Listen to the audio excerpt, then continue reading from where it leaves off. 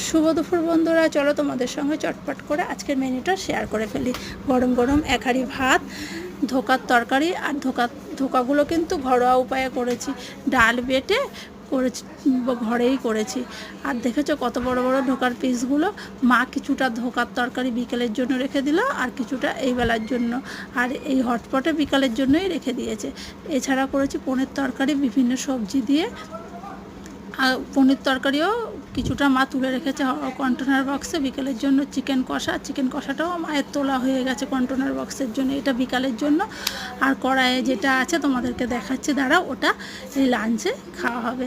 সবই রেডি হয়ে গেছে, চলো আমরা চটপট লাঞ্চটা করে ফেলি। আর দুবেলা না রান্না করতে ইচ্ছা করে না, তাই মা আজ কী করেছে, সব রান্না হাফ হাফ করে বিকেলের জন্য ফ্রিজে ভরে দেবে বলে আলাদা আলাদা করে তুলে রেখেছে। চলো তোমরা আমার ভিডিওটা দেখো, আর আমার চ্যানেলটাকে সাবস্ক্রাইব করতে কিন্তু একদম ভুলো না।